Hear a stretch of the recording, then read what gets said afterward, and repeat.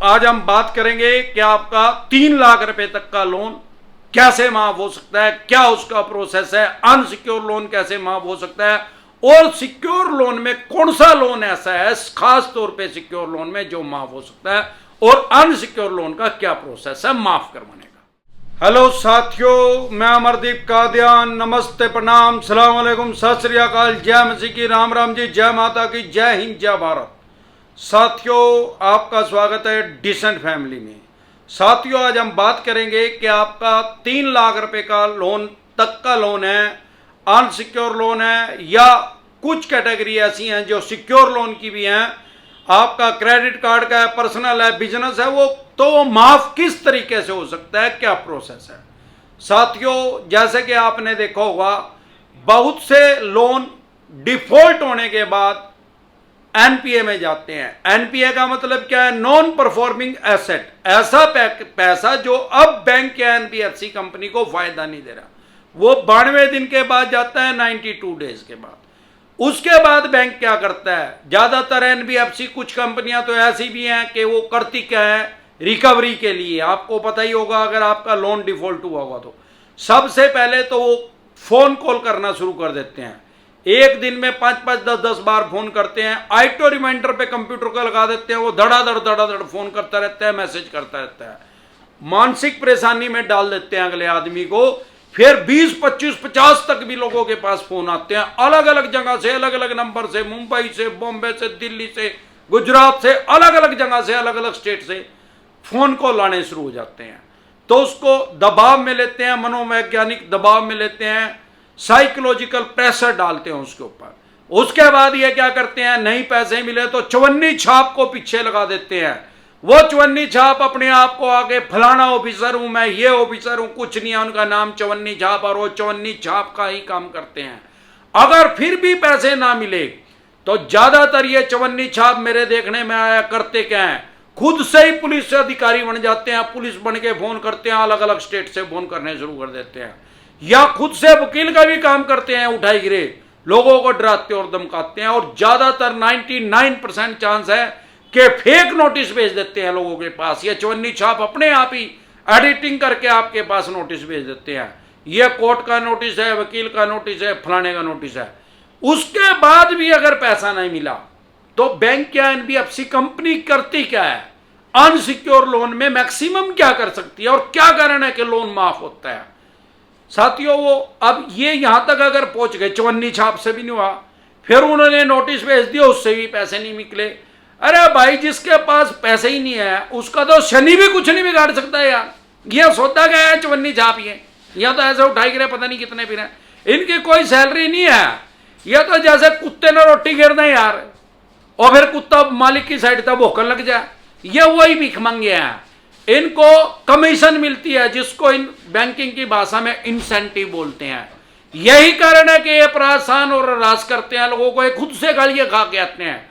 जो सुबह इनका टीम लीडर है, इनकी मीटिंग करता है, वो माँ बहन की गालियां इनको देता है, तो ये उठाई के आगे आगे उसको इंप्लीमेंट करते हैं।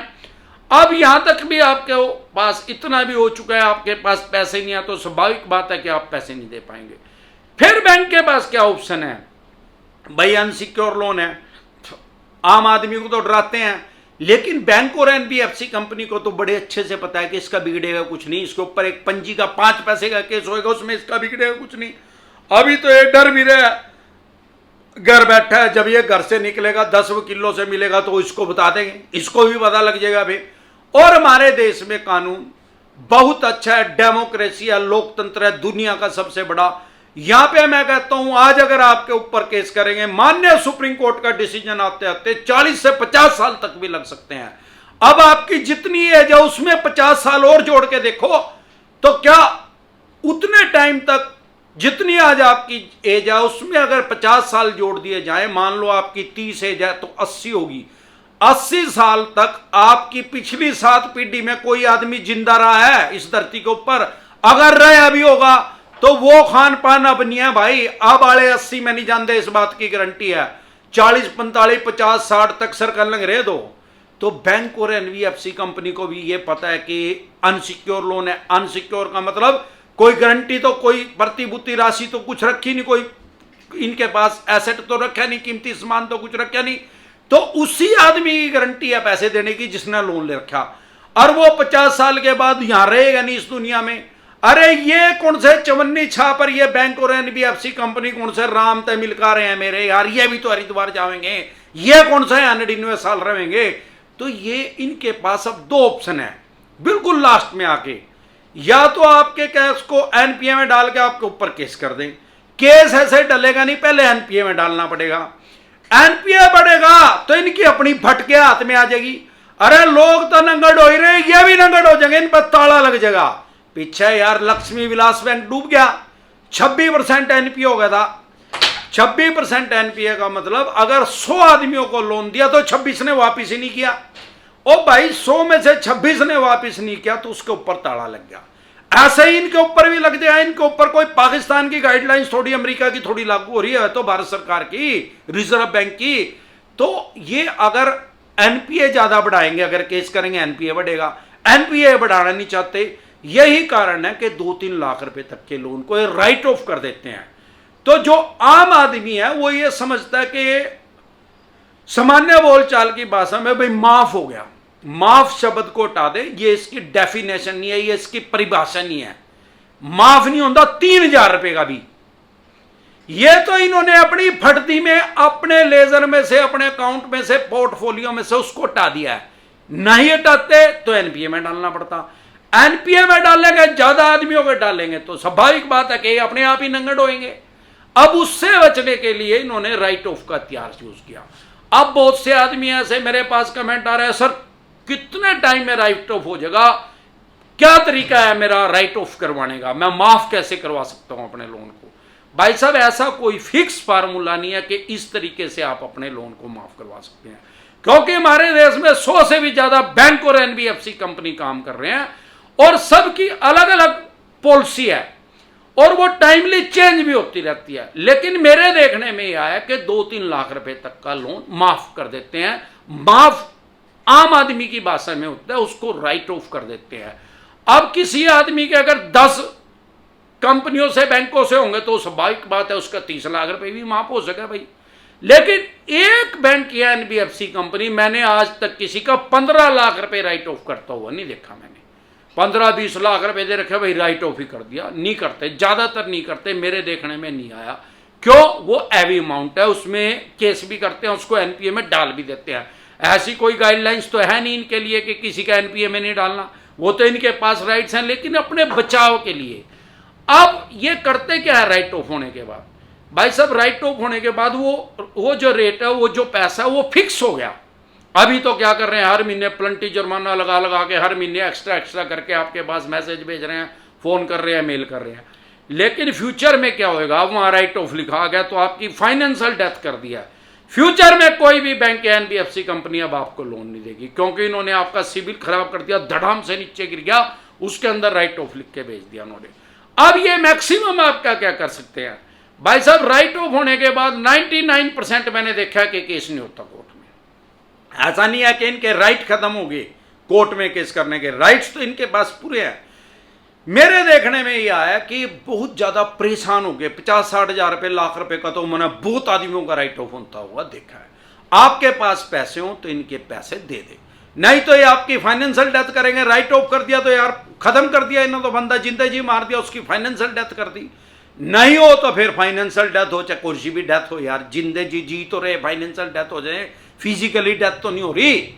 तो ऐसा कोई फिक्स फार्मूला नहीं है। लेकिन मेरे देखने में ही आया कि 1.5 साल जब ये परेशान और हरास हो जाते हैं खुद से भी, ये भी तो आखिर आदमी है, ये भी साइकोलॉजिकल प्रेशर में आ जाते हैं कि इस आदमी के पास, सामने वाले के पास पैसा नहीं है, नहीं निकलेगा, सारे तरीके यूज करके देख लिया, साम दाम दंड भेद।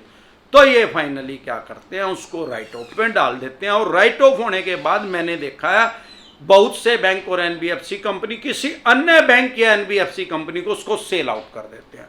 मतलब अगर उन्होंने आपसे 2 लाख रुपए लेने हैं, उसको 20-30 हजार रुपए में सेल कर देते हैं। अब वो जो दूसरा आता है फिर वो गिरा हो गया, फिर वो 3 लाख से स्टार्ट करेगा आपसे मांगने। तो इनसे डरे घबराए नहीं। किसी भी तरह की दिक्कत परेशानी आ रही है तो हमारे से आप कमेंट करके पूछ सकते हैं। सिक्योर लोन में और बता देता हूं, सिक्योर लोन में राइट ऑफ कैसे होता है, माफ कैसे होता है। वैसे तो सिक्योर लोन में कोई राइट ऑफ का प्रावधान नहीं है, ना कोई करता। भाई आपने scooter, motorcycle, car, jeep, truck, बस, मकान, दुकान, फैक्ट्री, कारखाना या गोल्ड उनके पास रख रखा है, उसी ऑक्शन कर देंगे, बोली कर देंगे, सेल कर देंगे, बड़े पैसे ले लेंगे। राइट ऑफ करने की, माफ करने की इनको क्या जरूरत है, करते कब है। फॉर एग्जाम्पल आपके पास कोई गाड़ी है, 3 साल हो गए उसका लोन चल रहा है, 7 साल का लोन था, अब आपने उसका इंश्योरेंस नहीं करवाया फाइनेंशियल डाउन होने की वजह से। अब क्या हुआ, वो भगवान ना करे वो गाड़ी उठ गई, चोरी होगी। अब ये ह्यूमन नेचर है कि जब तक हम किसी चीज को यूज करते हैं तो हमारा दिमाग कहता है यार इसके पैसे देने हैं। जब हम यूज ही नहीं कर रहे, वह चोरी होगी, हमारा तो कोई कसूर नहीं, हमने तो जान के नहीं चोरी करवाई, कोई ले ही गया, चोर उठा गया, थाने में रिपोर्ट हो जाएगी, महीनों के हिसाब था, वो भी अपनी रिपोर्ट देने में लगा दें पुलिस वाले भी, लेकिन वो भी रिपोर्ट यही देंगे फाइनली कि भाई पाई नहीं भाई। अब जब पाई नहीं तो बैंक और एनबीएफसी कंपनी को भी ये समझ में आता है कि अब पैसे डूबेंगे। था तो सिक्योर लोन, है तो अब भी सिक्योर लोन, लेकिन वो सिक्योरिटी तो चोर ले गया, अब तो एक किस्म के अनऑफिशियली अनसिक्योर लोन हो गया। इस केस में वो सेटलमेंट करने के ऑप्शन पे आ जाते हैं। दूसरा जो मेरे देखने में, भाई जिस आदमी ने लोन लिया मकान का, दुकान का, फैक्ट्री या कारखाने का, वो आदमी नहीं रहा। अब जब आदमी नहीं रहा, अगर ये आपको ये कहते हैं कि भाई सब सेटलमेंट कर लो आदमी ना रहने के बाद, भाई साहब सिक्योर लोन में कभी सेटलमेंट नहीं होती इस केस के सिवाय अगर आपकी गाड़ी चोरी होगी, भगवान ना करे, या आपका डैमेज होगी, आपका उसका इंश्योरेंस ही नहीं था, बैंक को ये लगा भाई मेरे पैसे डूब गए। अगर ये मकान, दुकान, फैक्ट्री, कारखाने का, स्कूटर, मोटरसाइकिल, कार, जीप बगैर चोरी हुए उस आदमी के मरने के बाद ये आपके साथ सेटलमेंट के ऑप्शन पे आते हैं, इट मींस उसका इंश्योरेंस हो रहा था, ये आपके साथ ठगी करना चाहते हैं, फ्रॉड करना चाहते हैं। इंश्योरेंस कंपनी से भी पैसे ले लेंगे और आपसे भी जितने आएंगे, 40 लाख का लोन था, चल 20 तो देगा ही, क्योंकि ज्यादातर बैंक और एनबीएफसी कंपनी ने इंश्योरेंस का भी लाइसेंस ले रखा है, और नहीं तो ये जिससे इन्होंने इंश्योरेंस करवा रखा है उससे क्लेम ले लेंगे, आपसे डेथ सर्टिफिकेट ले लेंगे। इससे बचने के लिए डेथ के बाद डिसेंट एडवाइस देखें, इसी तरह की या किसी भी तरह की कोई भी दिक्कत परेशानी आपके किसी भी यार प्यारे रिश्तेदार को आ रही है तो कमेंट कर सकते हैं, आपको कोई दिक्कत परेशानी आ रही है तो आप कमेंट कर सकते हैं। जिंदा रहे तो बार बार मिलेंगे, नहीं तो हरिद्वार मिलेंगे। नमस्कार।